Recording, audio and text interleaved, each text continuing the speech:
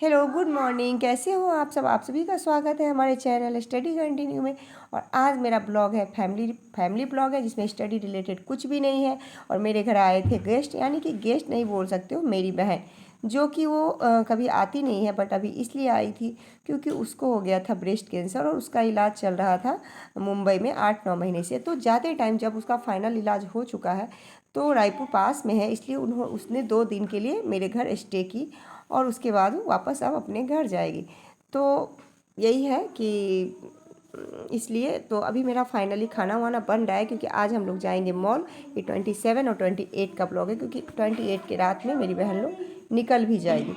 तो फाइनली खाना वाना बनाने के बाद हम लोग जाएंगे मॉल। और ये गाइस, यहाँ पे सारे लोग बैठे, मैं खाना वाना बना के यहाँ पे आके बैठ गई हूँ और सारे लोग डिस्कस कर रहे हैं कि कीमोथेरेपी कितना पड़ा है, टाइम पे पहुँच गए, किस तरह से ट्रीटमेंट स्टार्ट हुआ और वक्त रहते हम लोगों ने सही जगह पे सही निर्णय ले लिया। क्योंकि उसको होता ज़्यादा कुछ नहीं था, बस ब्रेस्ट में हल्का हल्का पीरियड के टाइम पे पेन होता था।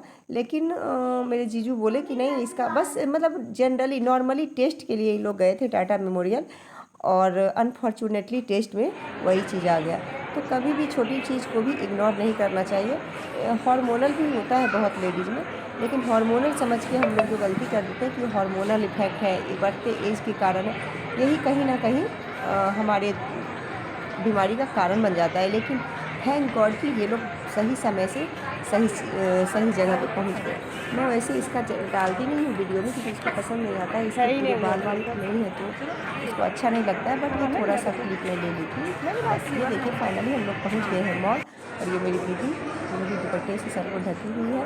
और ये रायपुर का मैग्नेटो मॉल है, क्योंकि कल इसको निकलना है। ये लोग 26 को आई है, आज 27 है। और इन लोग को फाइनली कल निकलना है 28 को। तो उससे पहले हम लोग आ गए मॉल इसको लेके, और थोड़ा सा मॉल में घूमे टहले, मन फ्रेश किए, और उसके बाद कुछ शॉपिंग भी किए। सॉरी, करेंगे। अभी तो मैं आई हूँ मैकडोनाल्ड में, पहले ये लोग कुछ खा पी रहे हैं, तो उसके बाद हम लोग शॉपिंग करेंगे। और क्योंकि कल इन लोग को निकलना भी है, तो उसका भी ऐसे तो सारा सारा सामान पैक है, क्योंकि 8 महीने से ये लोग मुंबई में थी। इतनी सारी सामान है इन लोग के पास, कम से कम 15 बैग हैं, इतनी सारी सामान है।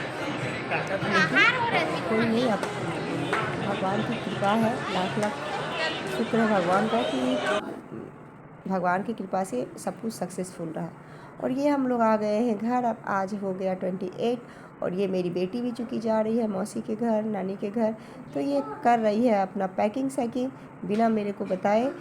और इसके बाद मैं इसका बैग चेक करके फिर से मैं पैकिंग करूँगी, जो भी इसको ज़रूरत की चीज़ें होंगी उसको डालूँगी। क्योंकि इन लोग को भेजने के बाद फाइनली ये लोग जब चले जाएंगे 28 के रात 1 बजे, यानी कि 29 को इन लोग का ट्रेन है। तो 30 को मुझे भी जाना होगा, 30 को मुझे भी निकलना है कहीं। तो मैं कहाँ जाऊँगी वो मैं अपना नेक्स्ट प्लान बताऊँगी, पहुँचने के बाद बताऊँगी। तो ये इन लोग फाइनली हो बज गए रात के 11। अब ये लोग जा रहे हैं स्टेशन, और मेरी बड़ी बेटी भी जा रही है। तो बड़ी बेटी और छोटी बेटी के बीच का प्यार जो है उभर के आ रहे हैं सामने, क्योंकि अब ये दोनों एक दूसरे से हो रहे हैं कुछ दिनों के लिए अलग। और ये मेरे जीजू बोल रहे हैं कि जल्दी से नीचे चलो, गाड़ी आने वाली है करके। ये मेरी दीदी जो दुपट्टे से सर को ढकी हुई है।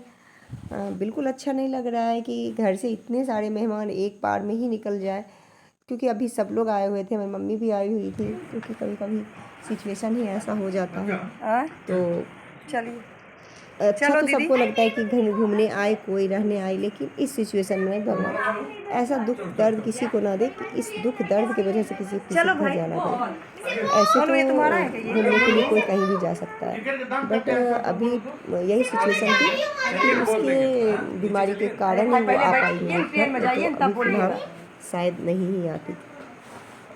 तो ये देखिए गाइस, ये लोग रेडी हो गए निकलने के लिए। मैं ले रही हूँ, छोटा सा क्लिप ले लेती हूँ कि कुछ चीज़ें जो याद बन के रह जाती हैं, उसके लिए संजोग के रखना बहुत ज़रूरी होता है कुछ चीज़ें को। और अभी बोल रहे हैं निकलने, ये फाइनली गाड़ी आ चुकी है, और इतने सारे सामान है कि ऊपर भी गाड़ी में रखा हुआ है। और अब देखिए सब आदि रवाना उधर हो से चुके देखो ना, हैं, मौसी 11 तुमको बज नहीं देख रहा रही है है। और स्टेशन के लिए रवाना हो चुके है हैं, पगली रोटी का है। होने वाले हैं, सॉरी। बिल्कुल भी अच्छा नहीं लग रहा है, दिल से एकदम अंदर से रोना जैसा लग रहा है कि एक बार में सारे लोग घर से निकल गए और इतने दिनों बाद सब आए और एक साथ सब निकल भी गए। तो ये बिल्कुल ही मतलब इमोशनल टाइम होता है। फाइनली ये लोग रवाना हो चुके हैं और मेरी बेटी जो कि बहुत ही स्ट्रांग बन के बाय की सबको, लेकिन सबके जाते ही जैसे ही गाड़ी निकली वैसे ही मेरी बेटी का फूट फूट के रोना स्टार्ट हो गया, क्योंकि वो जो है सो उसको बिल्कुल भी उसको बर्दाश्त नहीं हुआ। वो बड़ी छोटी है बट समझदार है, सामने में नहीं रोती, लेकिन सबके जाने के बाद एकदम से फूट फूट के रोती है। तो देखिए क्या बोल रही है, रोते रोते बोल क्या रही है वो भी सुनिए। कैसा लग रहा है? क्यों रो रही हो? हाँ, क्यों रो रही हो? अरे पगली, हम लोग भी तो जाएंगे, क्यों रो रही है? बताओ ना क्यों रो रही है। आदि बताओ तो क्यों रो रही है दीदी? क्योंकि दीदी चले गई। कौन क्यों रो रही है? क्योंकि दीदी चले गई। और क्यों रो रही है? और मामू भी चला गई। इसको रोते देख हम भी इमोशनल हो गए कि बच्चे को भी फर्क पड़ता है किसी के आने जाने से। और आज का मेरा फैमिली ब्लॉग था, आज का ब्लॉग यहीं तक। और इसके बाद मैं नेक्स्ट ब्लॉग में अपना मैं कहाँ जा रही हूँ उसके बारे में बताऊँगी, क्योंकि कल मुझे भी निकलना है। बिल्कुल भी जाने का इच्छा नहीं है, शरीर में एकदम थकान थकान सा लग रहा है, बट रिजर्वेशन हो चुका है तो जाना पड़ेगा। तो मेरा ब्लॉग कैसा लगा ज़रूर बताइएगा कमेंट में। मेरा ये पहली बार मैं फैमिली ब्लॉग डाली हूँ, क्योंकि कुछ यादें होती है जो उसको संजो के रखना चाहिए। Bye bye, tata, take care.